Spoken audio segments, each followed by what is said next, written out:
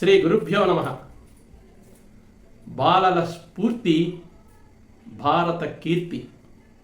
గురు గోవింద్ సింగ్ గారికి 4 కుమారులు.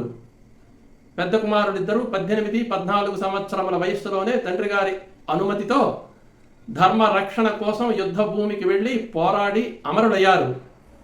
చిన్న కుమారులిద్దరూ ఇంటి వద్ద ఉన్నప్పుడు గురు గోవింద్ సింగ్ గారు లేని సమయంలో శత్రువులు ఇంటిని ముట్టడించి 9 సంవత్సరముల వయస్సు గల జోరావర్ సింగ్ను, 7 సంవత్సరముల వయస్సు గల ఫతే సింగ్ను బంధించి నవాబు వద్దకు తీసుకుని వెళ్లారు.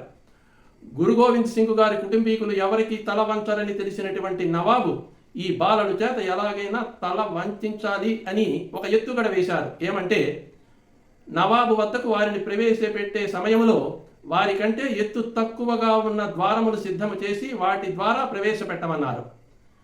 సైనికులు ఆ విధంగానే వారికంటే ఎత్తు తక్కువగా ఉన్న ద్వారాల ద్వారా ప్రవేశపెట్టడానికి 2 బాలులను తీసుకొని రాగా, అది గ్రహించిన ఆ బాలురు ద్వారము వద్దకు చేరగానే కూర్చుండి కాళ్లను మొదట లోపలికి పోనిచ్చి తరువాత శరీరమును పోనిచ్చి నవాబు వద్దకు వెళ్ళారు.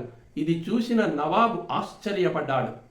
వెంటనే, మతము మార్చుకుంటే మీకు చాలా రకములైన సౌకర్యములు కల్పిస్తాము, సంపద ఇస్తాను, ధనము ఇస్తాను, రాజ్యము ఇస్తాను అని వారిని ప్రలోభ పెట్టాడు.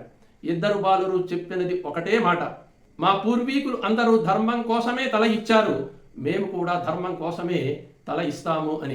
నవాబు వెంటనే ఆగ్రహించి సైనికులను పిలిచి 2 తీసుకుని వెళ్లి ప్రక్కన సజీవ సమాధి చేయమని ఆజ్ఞాపించాడు. సజీవ సమాధి చేయడానికి సైనికులు పూనుకొని సమాధి చేస్తుంటే 2 బాలురు ఒకరికి ఒకరు ధైర్యము చెప్పుకున్నారే కానీ ప్రాణములు పోతాయి అన్న భీతాహము వారిలో కనపడలేదు.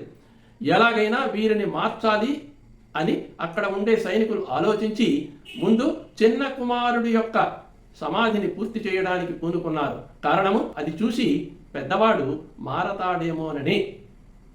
చిన్నవాని యొక్క సమాధి మెడ వరకు రాగానే పెద్దబ్బాయి కళ్ళ నీళ్ల పర్యంతం అయ్యాడు.